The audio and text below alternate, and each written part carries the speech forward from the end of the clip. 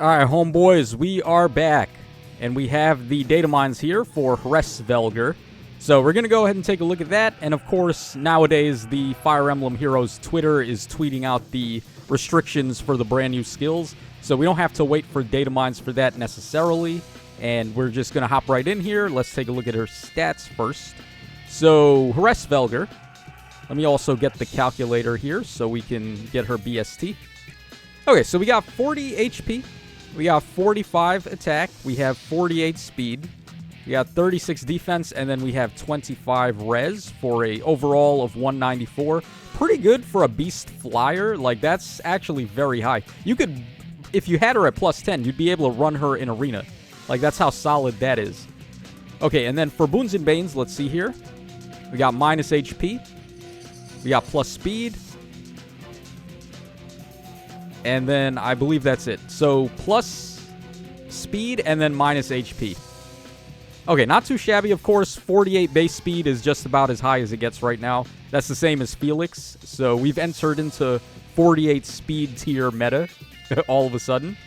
And what are my thoughts on Hraesvelgr as a unit herself? I think actually the community has a very jaded opinion of this unit. I think a lot of people have been calling her mid, and I've even seen people saying she sucks, which is completely false. If we go over here, I just want to recap what she actually does before we move on. So her weapon, of course, has -1 special trigger, which you come to expect nowadays. Well, I guess Felix introduced -2 special trigger, which they may be more akin to doing later on in the future. But for now, -1 is pretty common still. All right, then also, if her HP is over 25%, she does speed and defense -7, exposure, and also nullify non-special miracle effects on the nearest foe and foes in 2 spaces of them for their next actions. So it's a debuff that chains to the nearest ally and then enemies in 2 spaces, which is common now. Speed and defense -7, very good. Exposure, of course, very good as well, giving you plus 10 damage. And then neutralizing Miracle. It's not too common where units have Miracle non-special right now. Like, there's only a couple, but that would include stuff like Fallen Maria's support, as well as Brave Seliph, and also Marnie, Marnie is actually pretty good. So being able to neutralize her Miracle is one of the cheeky ways you could get rid of her pretty easy. So all of this stuff so far is very good. Then also, at the start of combat, if her HP is over 25%, she gets all stats of 5. She inflicts attack, speed, and defense -X on the foe, where X is the number of foes in 2 spaces of target with a bonus or penalty active on them, excluding the target times 3 plus 4 for a max of 10. You can basically always expect that to be 10, because she's already inflicting a debuff right here. She does non-special miracle neutralization and exposure. So odds are very likely you're going to be able to see this. And also, being the fact that she's an offensive mythic hero for light season, if you run her in the special slot, that means that she's automatically just debuffing the enemies for you, which is very helpful. Exposure, of course, very helpful. And then all the enemies are grouped together all the time in Aether Raids, so you're very likely to have enemies next to the target that you're hitting. Then we also get true damage based on Y, where Y is pretty much the same effect. Total number of bonuses and penalty. Oh, actually, it's different. It's the total number of bonuses and penalties active on the foe and any foes in 2 spaces of foes, excluding stat bonuses and penalties times 3. There's no cap there either. So while the first one has a cap, you can only get up to 10. This one has no cap. So as many debuffs and as many bonuses as the enemies may want to have are just going to get multiplied by 3 for your extra damage. So that's a significant amount. As we've seen, we are right now in the bonus era where everything has bonuses, everything has penalties. Like, all these units now are coming with this. So it's going to equate to a lot of true damage that you're getting out of attacks from Hraesvelgr here. And then she also just has flat 40% DR on all enemy attacks, and she cuts enemy DR by half. So very good, of course. DR piercing is very good, and then the flat DR is, like, useless, honestly. She would want non-pierceable DR at this point, but still, 40%, I guess it's at least something. Then, of course, she's got the new fodder skills. She's got Nimble Beast, which is just speed-based Sturdy Beast from Halloween Asker. She's got Attack and Speed Fortune, which is a really good beast skill as well for your beast-type units. And then Divine Talon here. Now, this is another unique trait for Hraesvelgr, which neutralizes any penalty effects on unit and allies in 2 spaces of unit. This is going to proc similarly to Odd and Even Recovery, to my understanding, where it's only at the start of your turn, as opposed to the start of the enemy turn, like units like Atun Micaiah and King Freyr are able to do. That's why their penalty cleansing is so good, because they can stop enemy units from hitting you with unwanted penalties like undefended and things like that, which would really hinder your strategy for Aether Ray's offense.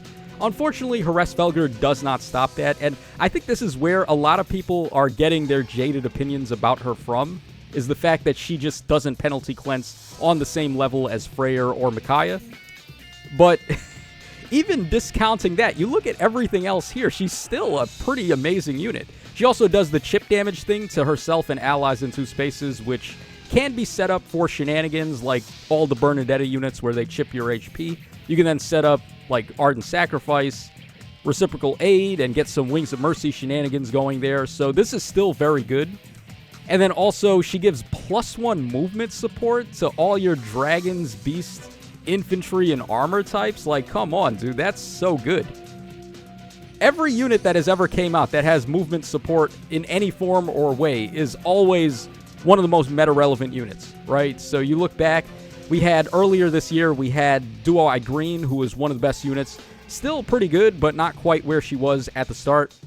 Legendary Hinoka, of course, just giving charge support. Then, of course, we had Legendary Sigurd from back in the day. He gives the whole party +1 movement after he uses his special. So, +1 movement is broken. So, the fact that she has this as an offensive Mythic hero, I think is really valuable. This can really help out your Gale Force strats with this. And then also she has these other in-combat effects. Basically, she has Excel built in, where she's getting true DR on the enemy's attacks as well as their special based on the number of spaces moved. Then she nullifies guard, she's got no follow-up, and then she gets all stats of 5. So, what are people talking about? This unit sucks? Now, I think what they mean to say is that she's a skip, which I would actually agree with. You don't need to summon this unit necessarily. She's not breaking the mold in any way, or she's not going to give you an unfair advantage in any way. But as far as offensive Mythic heroes go, I think she's definitely one of the best. I would have her up there with units like Peony and Dagger that can just give Pathfinder support, which is really helpful. So, for sure, this unit can help you, especially if you're interested in summoning for her.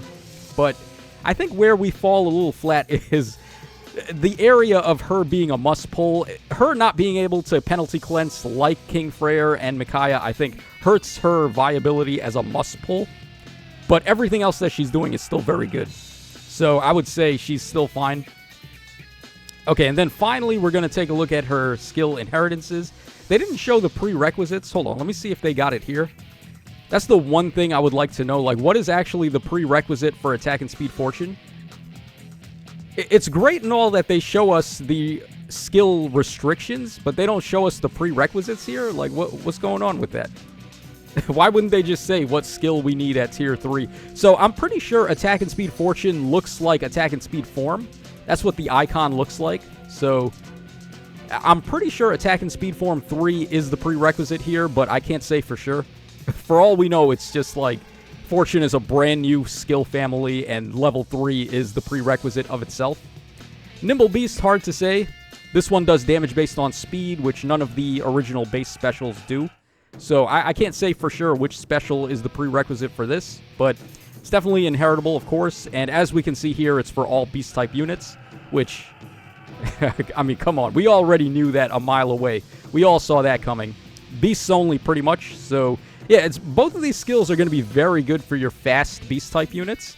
So, Sturdy Beast would be the non-pierceable DR choice for your, like, tanky type of beast units, and then Nimble Beast is for the fast ones. And then, of course, Attack and Speed Fortune as well. Very good skill for basically any beast-type unit. Just getting to transform essentially for free. And then also freeing up the beast slot, where a lot of those skills were originally being assorted to. So, Beast Sense 4, Beast Agility 4, like all those things. Why run it in the beast skill when you can get a better beast skill like Lagoo's Friend, or for your offensive units, I guess there's Momentum 4 now, and so on and so forth. So you would rather run those in the beast skill as opposed to transforming for free, which now you can get in the ace skill, which is a lot better. So yeah, overall, my thoughts on Hraesvelgr, once again, I think she's a very good unit. In fact, I think she's being slept on quite a bit.